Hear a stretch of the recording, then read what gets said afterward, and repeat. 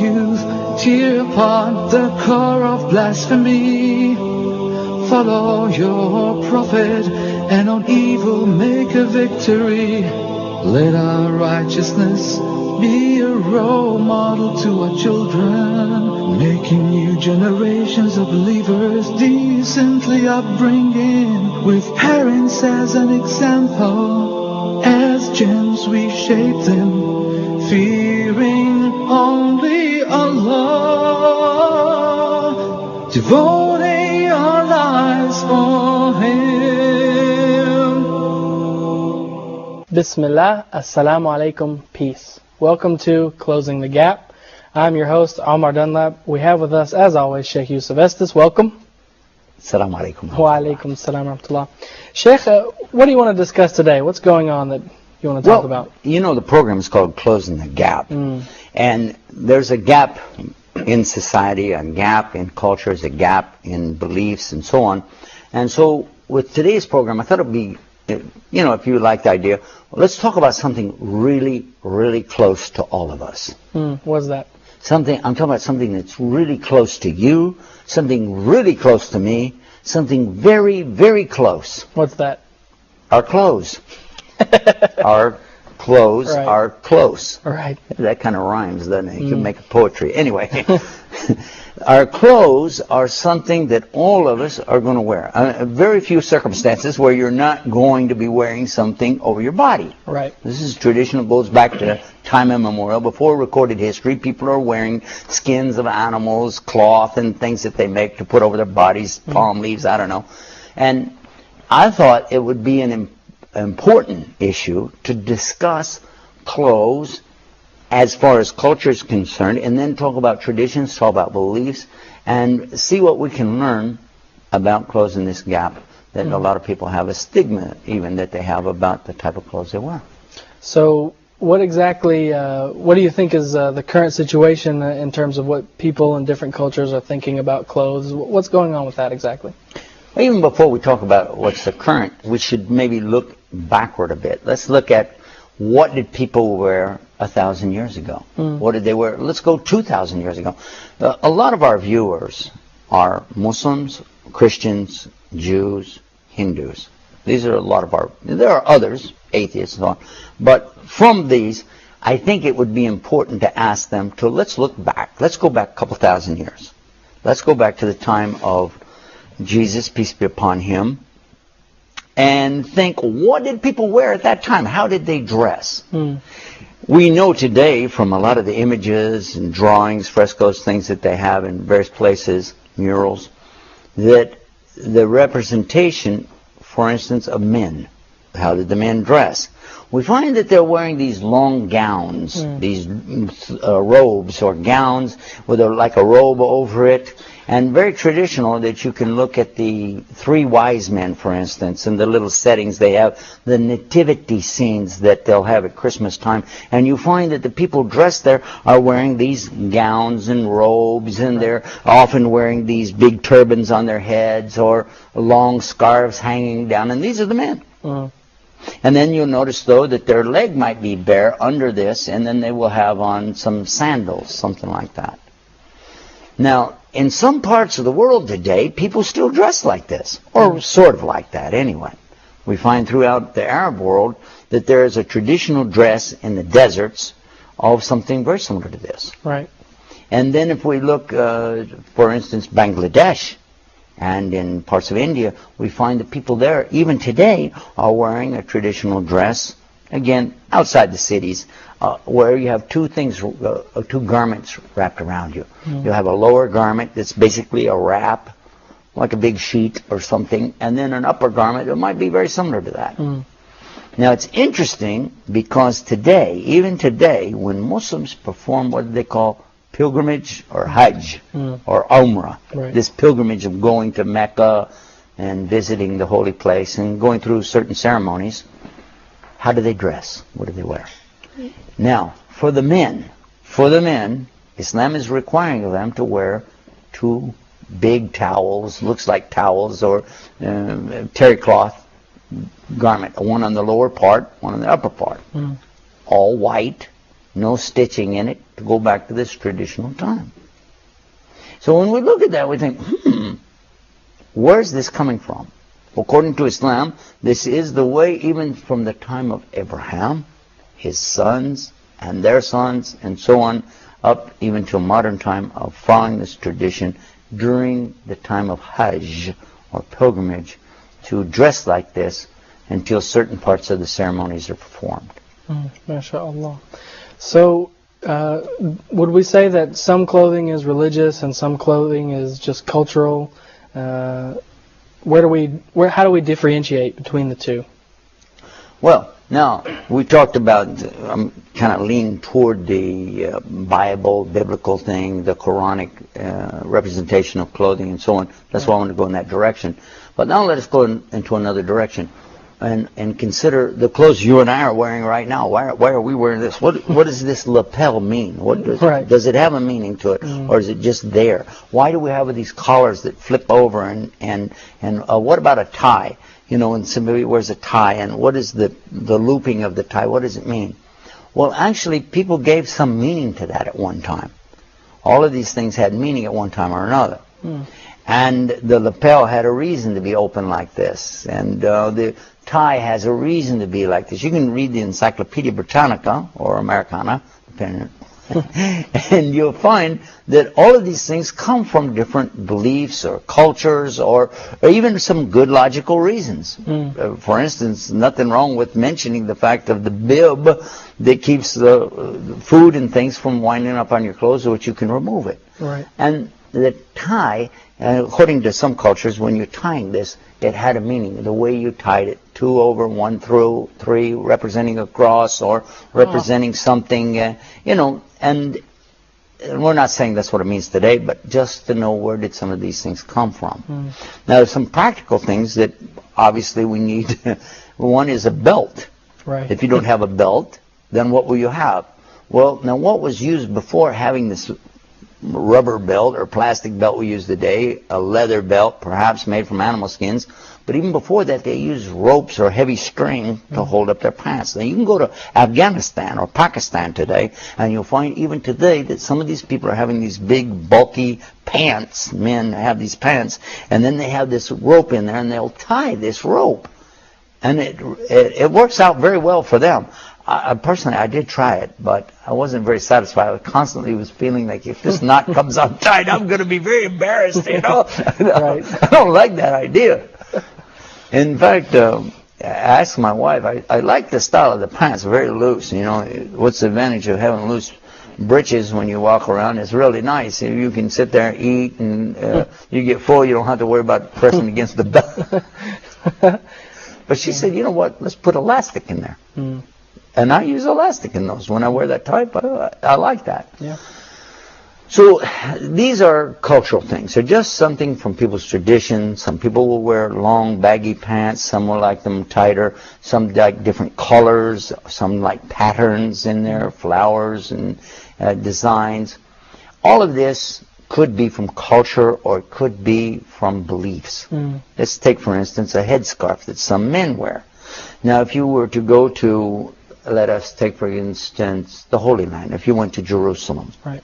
Now, here you'll find a lot of the men are wearing a big scarf on their head that is black and white checked. You'll find a very similar scarf in Arabia that's red and white checked, very similar way. Right, yeah. But yet, if you go into Yemen, now all of a sudden you're going to find it might be brown and white, or tan and white, or tan and black, or green. And so they have more colors, I think, in Yemen and areas like this. Right. You go into Oman, you go into UAE, or Kuwait, and each one has a little bit different. I found in Kuwait, a lot of them like the white. They like just pure white, snow white. Right. Of course, you find it in all places, but I'm saying it seems that certain areas prefer one over the other. We could talk about shoes, sandals, tennis shoes, different styles of clothing people wear. But our point now in our program about closing this gap is, what should we consider as off limits? And what should we consider as being preferred? And what should we consider as, it doesn't matter? Now, in Arabic language, of course, the Islamic rulings, you have something which is called haram, totally forbidden. And then you have something which is halal, permissible, or mubah, doesn't matter one way or the other, or something that is mu'akkada, this is highly preferred, wajib, or fard, this means mandatory, without exception. So now we're going to be looking at it from the Islamic point of view. Okay. So, but before we get into that Islamic point of view, and actually it kind of touches on it, are there any sorts of, like, since we're dealing with cross-cultural issues, are there any things that might cause a misunderstanding between cultures when it comes to clothing? Definitely. Okay. Very definitely.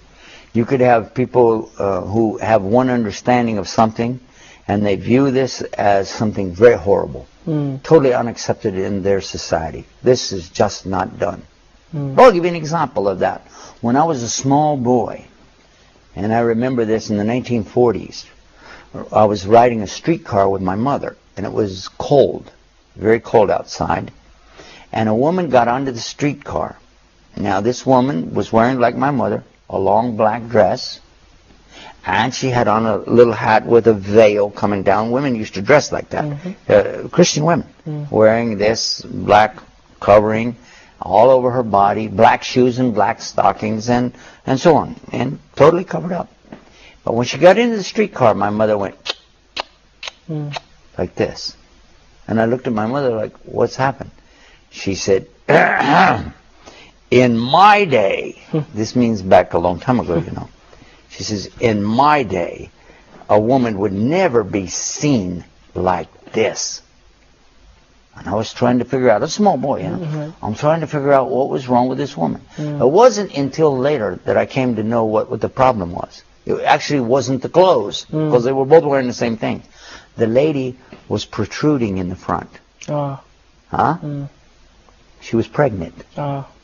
And in those days, it was not considered appropriate for a woman to go out in public being pregnant. MashaAllah. So I thought it was clothing. In this case, it was about being pregnant. But then there were other things. When they went to the beach, now this was a big thing for women. We're talking about women now.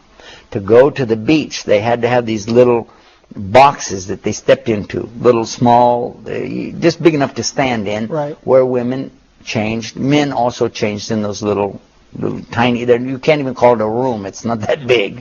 But they would step in there to change. Now they would go in fully clothed, and then when they stepped out, there weren't that much difference. The woman had on leggings that went all the way down, and she even had on her bathing suit a skirt comes down to her knees, and have her arms even covered up. And she has some head covering on, and you look and you think, well, what was the big difference here that she went through all this stuff? Now, this is back in the 1940s and even into the early 50s. But then all of a sudden, the cultural change starts coming, and people seeing movies and seeing other women in other countries. France, for instance, was very popular back then, to see what they're doing in Paris, Gay Paris, you know, or in Hawaii, and some of the women over there, the belly dancers and things. Whoa, what's that all about? So in the next 20 years, this changed. Suddenly, when you get to the 60s, mid and late 60s, you go to the beach, you know, whoa, there's nothing covered up anymore. But if she stepped into a place and changed clothes and came out with her street clothes, there wasn't any difference. You know? It was pretty bad. So what we want to do now is to understand what is the difference between these different statuses, which I mentioned, what's permissible, what's not, what's mandatory, what's okay. And what we find is that the mandatory is always first in Islam. What is mandatory? Actually, Sheikh, before we get into that, we're going to go to a very quick break, and we'll come back and start discussing some of the more religious things, inshallah. So we'll be right back. You're watching Closing the Gap. Fearing only Allah,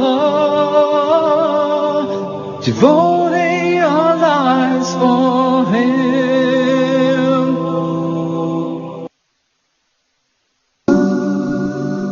Allah the Most High and Merciful says, invite to the way of your Lord with wisdom and fair preaching. Do you want to join Huda in calling to Allah? Do you want to spread the message like the prophets did? Do you want to share in the blessings and rewards? Why not support Huda towards these noble aims? Why not sponsor a program of your choice? If you would like to help Huda in spreading the correct message of Islam, please send an email to support@huda.tv or call +2 014 327 1771 for more details, or fax +2 023 855 251.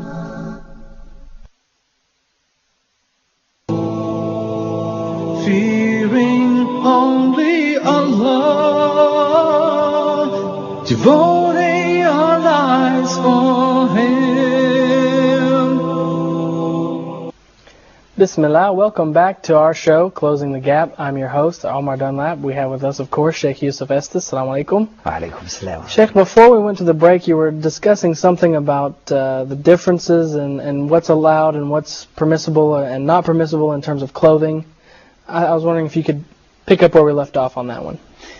What we're talking about is the different styles that people have had over the years. We went back 2,000 years and mentioned clothing then, which is depicted in a lot of portraits and pictures and images that they even demonstrate today at Christmas time and so on. Particularly for the men, but also for the women, these long robes and head coverings and so on. Right. Then what we wanted to do is to examine what we've come to today, to recognize as the current fashion or the proper clothing to wear, to be in with a group or to be cool and so on. Right. And we find today that some of the clothing that Muslims are wearing is not appropriate. And so what is mandatory though and what isn't? Right. So Islam is starting out with what is mandatory. Because when you're born without clothes. So let us talk about what must be covered. And that makes sense. Right. To start with, I have nothing, so tell me what I must have. And Islam is telling us, for everybody, the mandatory area to cover is called the awra. The awra. And what is that? That will be from the navel. And this is for men. This For is everybody. for human beings. Human beings. Okay. For the believers, to cover the awra from the navel to the knee. Okay. The navel to the knee is the mandatory to be covered. Okay. Now I say that because when you start making some other conditions, that's when you change things. But the normal condition to start with, all the people. Now this is even when you have even small children, like say 6, 7 years old, still doesn't need to be running around without clothes on. Right. All right? So what should be covered? Let's get them in the habit of wearing proper clothing from the navel to the knee. Got it? And is that the top of the knee or the bottom, or does it matter? The knee is the knee. Okay. Okay, that's midway in the middle of the leg. Okay. All right. Now, is that the same for a boy and a girl? Yes. It is the same. Until what? Until the girl begins to develop. And once the girl is developing, then it's no longer just okay to run around, because a small girl running around with no shirt on, but covering up from here to there, nobody's going to say anything about that in any culture, any society. It's a kid. Right. But once they start to develop, going through puberty, then it becomes necessary for them to cover more. However, there are, again, limitations and conditions here. Let's compare boy to girl. Okay. A female, a woman, who has a child, a baby, all right, she needs to nurse the baby, yes or no? Correct. Yes. Absolutely. Yeah. Now, what should she do in front of her own children? These are her own little kids running around. Can she nurse this child, or does she have to go in another room? I would think she could do it if they're just children. She nurses the child in front of these other children. So she is not obliged to cover this. Right. Except what? If strange men could see her, then she cannot expose her upper torso at all. If strange men could see her, then she covers up. According to the Quran, it's very important that she covers her hair, anything attractive, hair and ears, covering up her upper torso, her legs, everything she's covering now. And that's even in her own home. when she goes out, another verse in the Quran dealing with the subject, when she goes out into public, that she pulls an abaya or a cloak all over her, and she's recognized as a believer. These are just general things. We're not talking about women in particular today or where the ayahs are and so on. This is just the idea about clothes. But what about a man?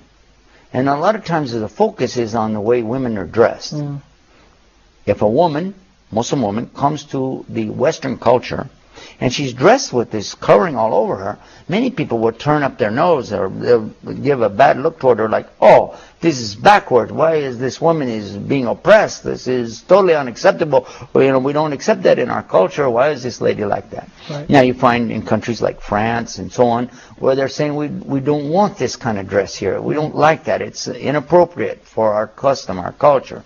Well, I guess so, because in France, a woman can go topless. They have the Moulin Rouge, and that's famous for women being in there with no clothes on. This is common for them. So for their culture, it's the opposite of the Muslim culture, which is to cover juyubahinna, the upper torso. So if we also look at what happens when somebody from the French culture might come to a Muslim country, and now this lady would like to relax, maybe go to the beach and remove her, most of her clothes, and the people would be in shock. They'd be, oh my God, this is disgraceful. Right, okay. And it would be understandable that they would be offended with that. Just as on the one hand, people would be offended with too much covering. On the other hand, you have people being offended by not having enough covering. Right. And it's coming from what they believe to be acceptable in their culture. And we notice that even from the Muslim countries, Arab countries in particular, that as soon as a woman gets on an airplane to go somewhere else, then she doesn't have a problem to remove even, maybe she was even covering her whole face. But she gets in the airplane, now throw that away and change into something that's so modern looking that you wouldn't know her from somebody walking down the street in New York. Because they're seeing it as a cultural statement. Okay, I'm a Muslim. When I'm in my culture, I'll dress like this. And this is in the Muslim world, you're saying they all the leave time. from the Muslim world? And, we see it all the time. You see it right here. You see it, you go across the Red River, and what do you see over there? Right. The Red Sea. You see the same thing. That when people go out of their culture, they try to adapt. So what would you say to somebody who said, well, it's just a cultural thing, I don't have to do it, it's just something from our culture? Some of it is culture, that's for sure. For instance, the men's dress. We were talking about the men's clothing. There are things in the men's clothing which are acceptable. If a man wants to wear shorts, it's not forbidden in Islam, provided the shorts make it to the knee. Right. Once they start going up above the knee, well, we've got a problem there. This doesn't cover the aura anymore. Right. So there's some discussion about this. Also, that it has to come up to the navel. Well, we find a lot of men today are wearing pants that whenever they bend over, it's not making it to the navel area. In some cases, it's becoming very dangerous in the back. We don't want to go further than this, but we're seeing some problems there. Right. But what is mandatory, as we said, is in Islam to cover from the navel to the knee. This is in all cases of all the people. When a man can see a woman, then she starts covering. There's more has to be covered up. And then when she goes out, she has to be totally and carefully clothed according to these verses in Quran. And for the man, when he's out going around different things, he should think about this. Because in our prayers, it is mandatory for the woman to be covered up, except for the face. Right. She must not cover her face in the prayer. Her face needs to be uncovered, except if a man's going to be too close to her to see her face to get up close, which what's he doing over there? And she's trying to pray, and that, I don't know. Yeah. But this is a ruling. Another ruling for the man is to cover the upper torso now. When he's praying, he covers his upper torso. Right. Okay? And for us, as Muslim, this is not just a cultural thing or a traditional thing. This is our religion. And it's not to be compromised. But now, what are some of the other areas? And what you can do, there are books on this subject, and you can talk to scholars about this, and they can make it clear to you that when you're in this area, it is appropriate for the women to wear black. But in this area, it's more appropriate for the women to wear some colors or patterns, and it's more acceptable. But black is still okay. In this area, it's really a lot of emphasis on women who cover their faces, and in this one, no, it's better if you don't cover your face. And we're talking about Muslim cultures. Right. We're talking about Muslims.